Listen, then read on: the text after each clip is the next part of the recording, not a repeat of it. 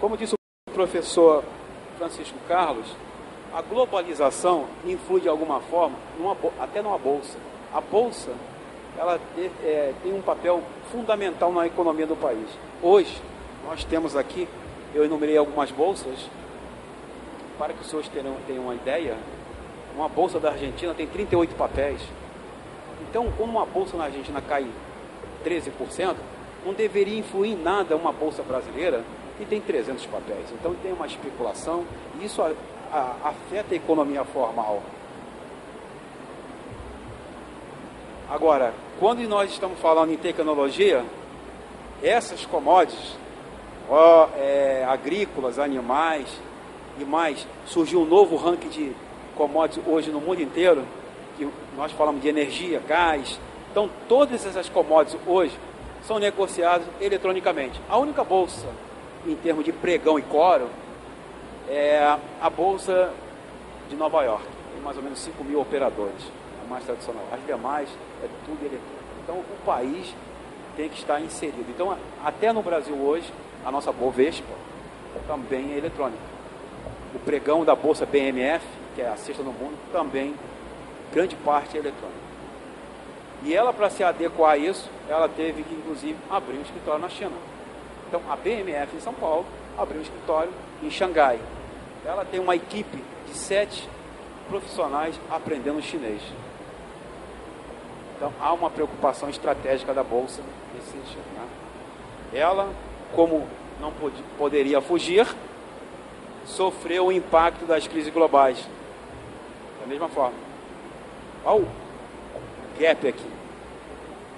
Em termos de volume, a BMF negocia 7 trilhões de dólares.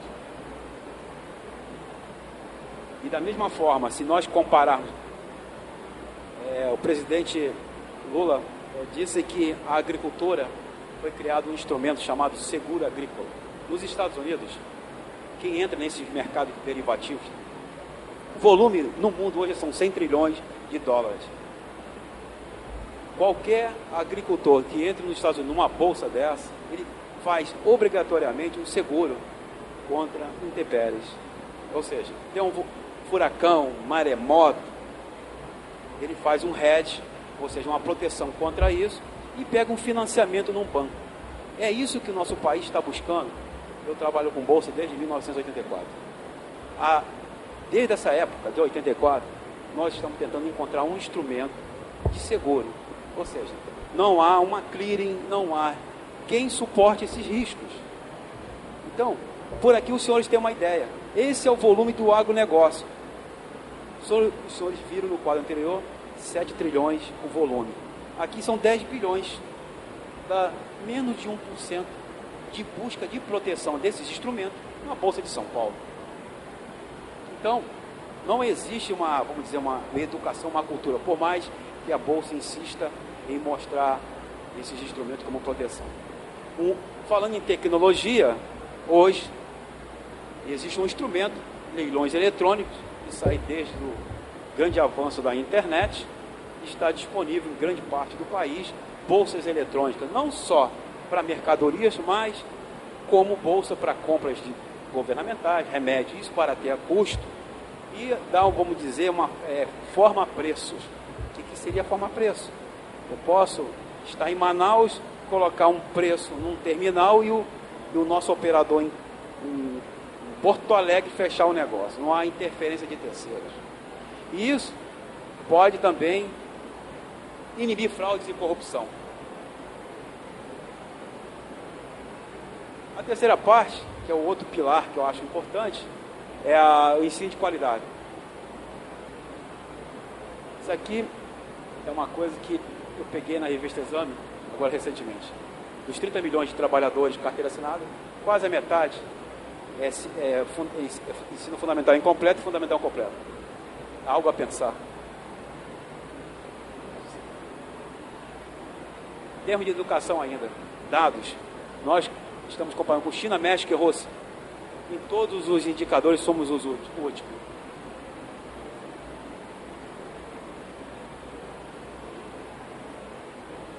Agora esse aqui é um quadro interessante. A LG tem uma fábrica em Taubaté. O nosso operador é a mesma fábrica que tem na China. O nosso operador produz 9 celulares em 1 hora, enquanto o chinês, 15. Então, a diferença é de 70%. A Embraer investiu 13 milhões de dólares para formar seus profissionais. Por quê? No Brasil, nós só conseguimos produzir 60 profissionais por ano. Então, há uma grande demanda por profissionais e o país não está acompanhando esse desenvolvimento. Então, falta educação. Ou seja, os grandes investimentos que terão no nosso estado, como gás e petróleo, Itaboraí, a Companhia Siderúrgica do Atlântico, fatalmente vamos passar por esses problemas aqui.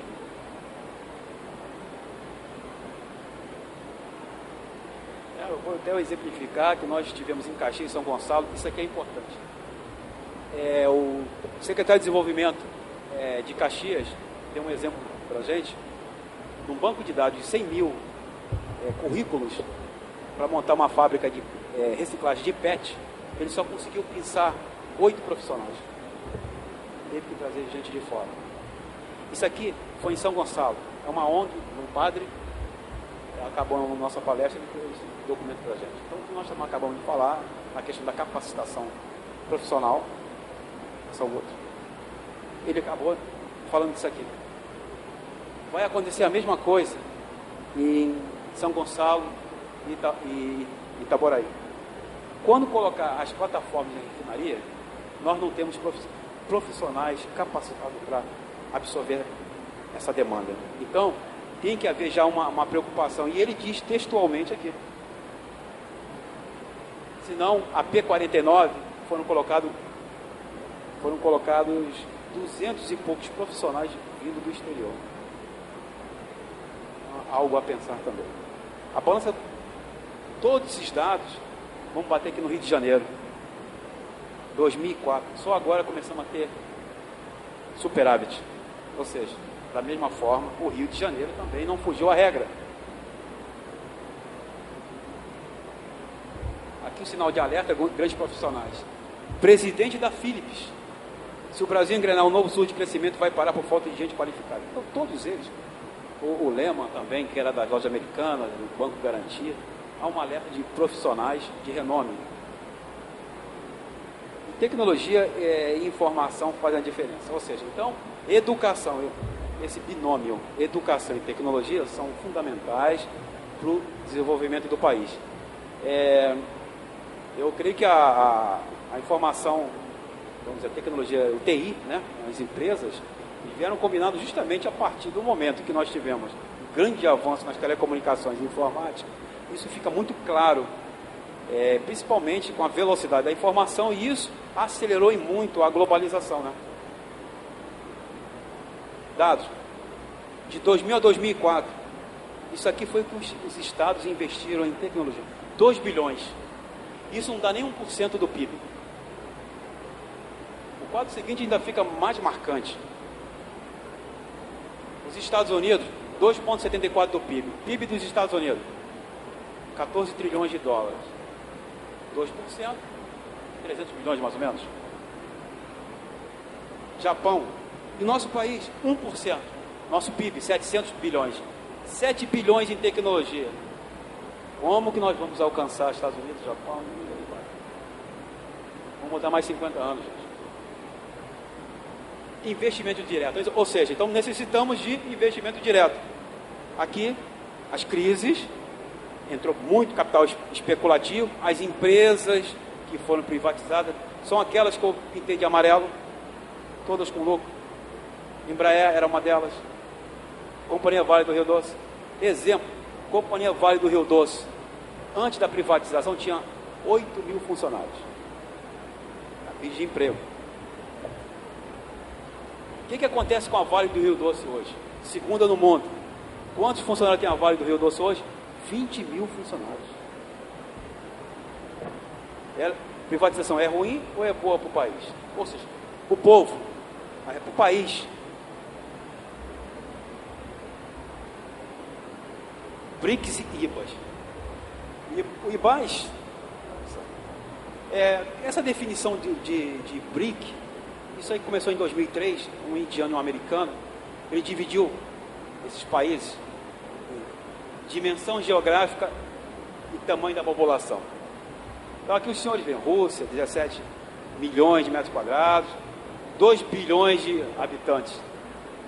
Então a conformação desses dois grandes grupos é que a partir de 2003 começaram a serem feitas várias projeções. E as iniciais dos países, Índia, Brasil, África do Sul. Ou seja, aqui o tamanho deles e a população. Agora é importante ressaltar que esses países, para a conformação deles, desse estudo, isso é publicado pela Goldman Sachs, uma corretora norte-americana, tem algumas premissas. E eles projetaram isso em 2003, trazendo a 2000 a preços correntes, e projetaram 50 anos. Então, os senhores verão agora aonde se situa o Brasil. Aqui nós temos os BRICS, Brasil. O Brasil, com aquelas premissas, ele passaria a Itália em 2025, passaria a França em 2031, em 2036 a Alemanha e Inglaterra. A Rússia em 2049 e em 2050 encostaria aqui, no Japão. Isso se aquelas premissas fossem atingidas. Como? China hoje está crescendo a 10% ao ano. Eles projetaram a China crescendo 5% real. Índia. Então, nosso país hoje precisa avanço tecnológico, nós estamos acabando de falar. Ou seja, isso para daqui a 50 anos, tudo é médio e longo prazo. O que nós necessitamos, ou seja, planejamento. Aqui. O Japão está aqui em cima. Dificilmente vai alcançar. Nós não colocamos a China aqui, propositalmente, porque a China dispara.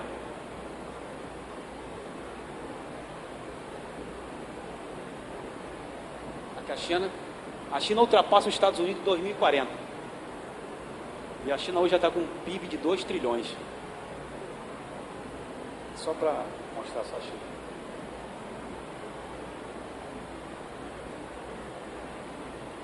Crescimento. Eu acabo de falar que isso aqui é a projeção para 2007, 9% da China, 7% da Rússia e a Índia. A Rússia saiu de uma crise negativa aqui, menos 4%, durante 1997 e hoje já está aqui o crescimento. Nós veremos nosso PIB. 60 bilhões de investimento canalizando. Por que a China hoje canaliza todo o investimento e não o Brasil? Porque há uma teoria que o país que investiu pesado em educação absorve melhor tecnologia. Então hoje nosso país continua na faixa de 12, 13 bilhões, a China está com 60.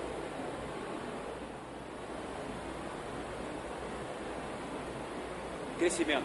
Eu acabo de falar que isso aqui é a projeção para 2007, 9% da China, 7% da Rússia e a Índia. A Rússia saiu de uma crise negativa aqui, menos 4%, durante 1997 e hoje já está aqui o crescimento. Nós veremos nosso PIB. 60 bilhões de investimento canalizando. Por que a China hoje canaliza todo o investimento e não o Brasil? Porque há uma teoria que o país que investiu pesado em educação absorve melhor tecnologia. Então hoje nosso país continua na faixa de 12, 13 bilhões, a China está com 60. E o nosso PIB, como eu acabei de falar, o ciclo de 1990 a 2006, isso aqui dá uma média de 2,4% de crescimento. Pífio, há uma expressão que é uma reportagem no jornal, crescimento típio, ou seja, morno. O país letárgico, precisa de um grande choque, ou seja, há uma necessidade de planejamento estratégico de longo prazo. O país não tem isso. Projeções de crescimento. Então eu coloquei aqui área, população, PIB, e está o Brasil, BRICS, 4,9 de variação, projeção 3,5, e essa projeção já caiu para 3,2. projetaram para 2007 3,5% de crescimento. China, 10%. Rússia, 6,5%. Não está havendo nenhum sobressalto no mundo. No Brasil, aqui, crescimento fantástico. É apregoado que o país está bem.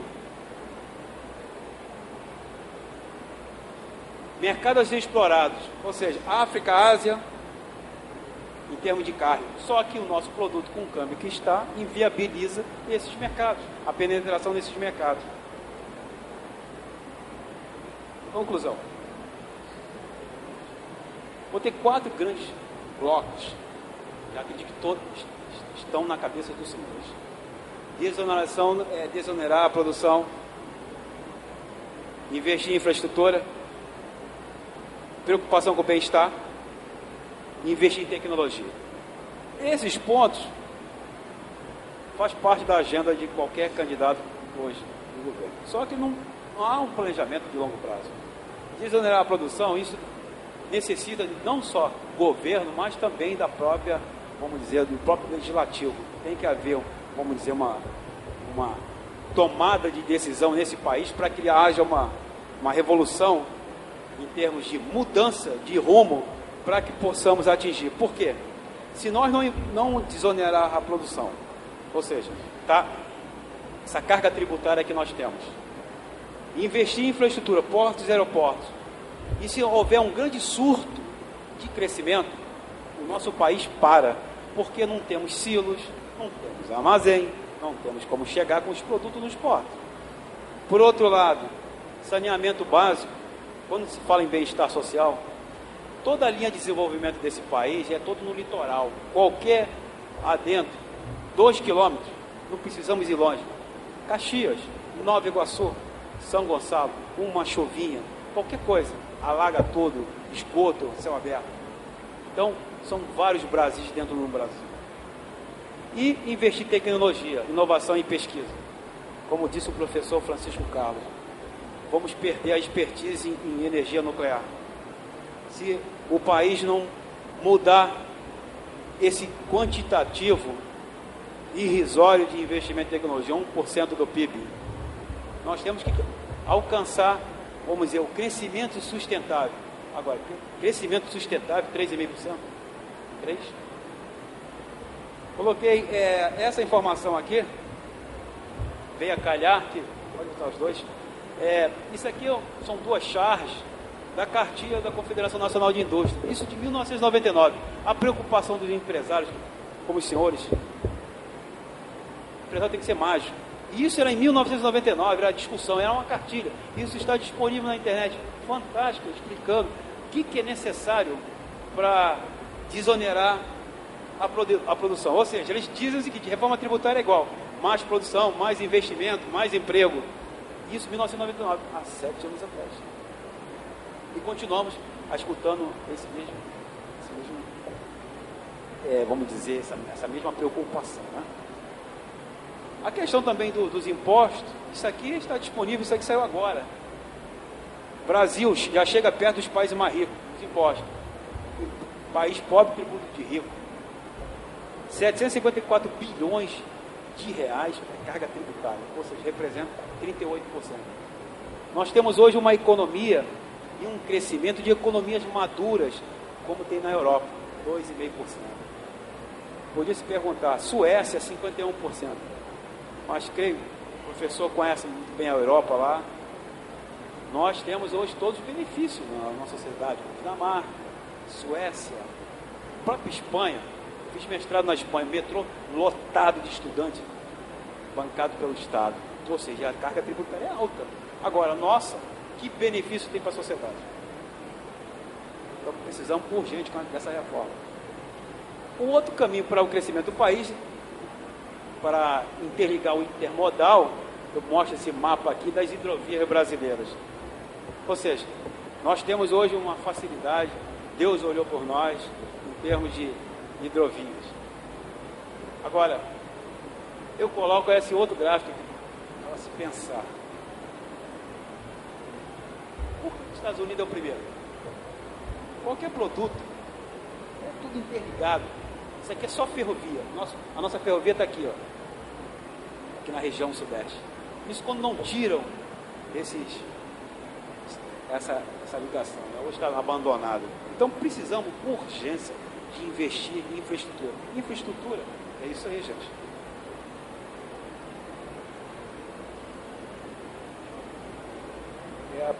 Eu estou já finalizando. Eu coloco esses dados aqui que é muito importante. Que o nosso país é meramente agrícola.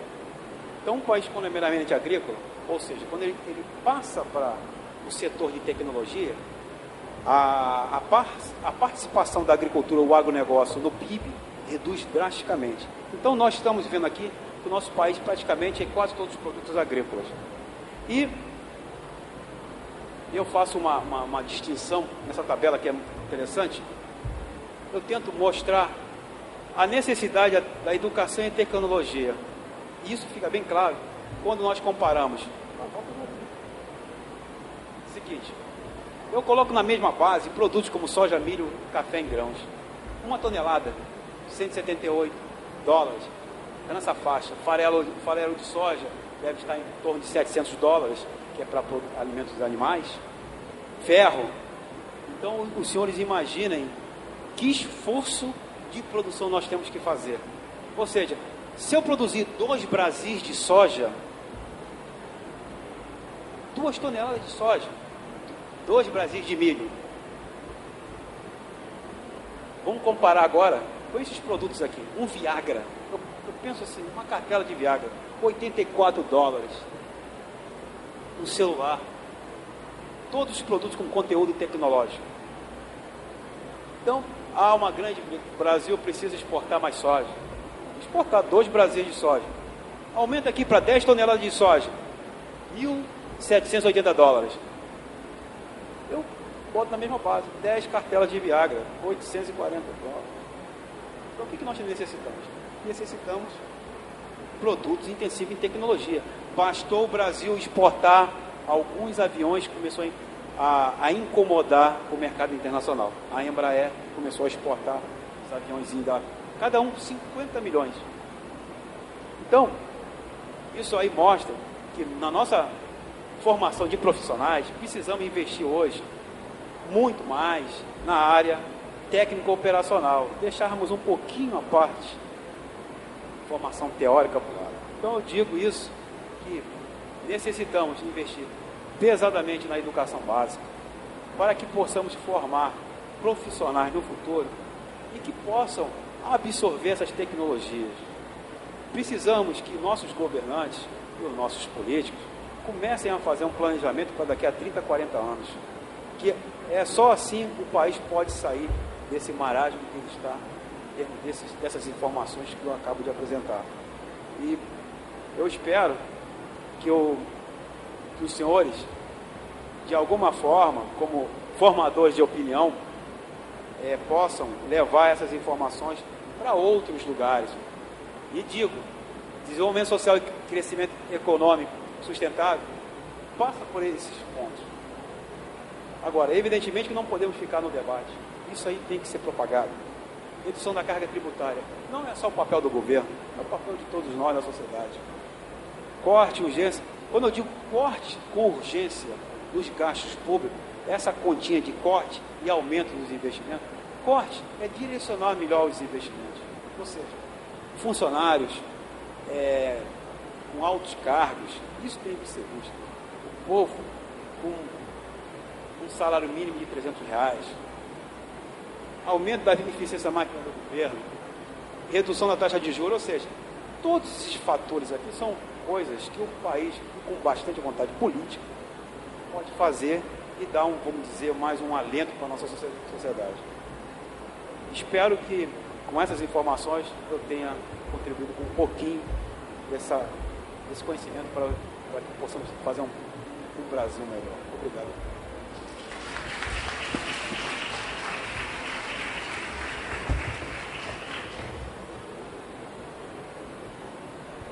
Os senhores vão desculpar a velocidade com que nossos palestrantes têm apresentado os temas, mas nós estamos aqui limitados no tempo. mas são temas muito abrangentes e eu sei que vão surgir uma série de dúvidas. Eu já vou me antecipar. Essas dúvidas podem ser enviadas pelos nossos e-mails lá da Câmara de Comércio. Nós teremos imenso prazer em respondê-las devidamente. Mas antes de nós terminarmos, eu vou chamar também o nosso jornalista e economista José Carlos de Assis, que vai dar um panorama aqui econômico-político da situação toda. Muito obrigado.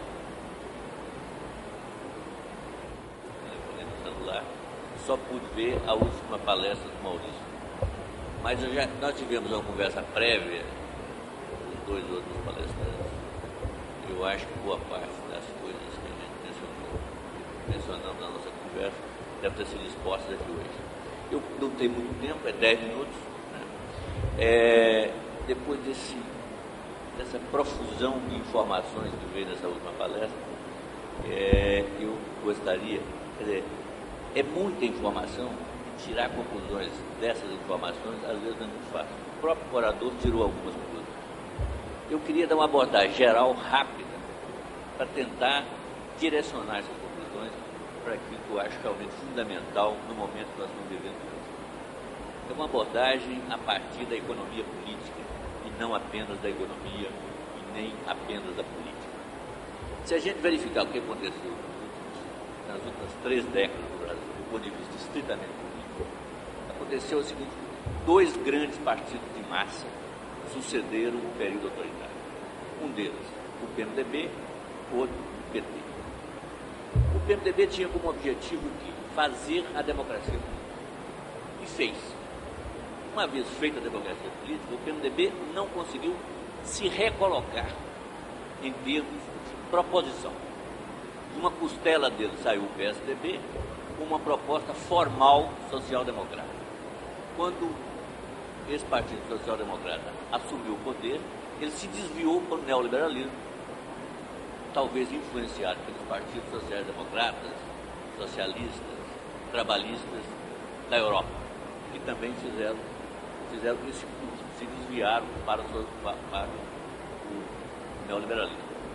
Né? Então, depois veio o PT, que também assume, e que tinha um propósito também quando foi criado. Muito claro, era levar o presidente, né, levar um operário à presidência da República. Também cumpriu esse objetivo.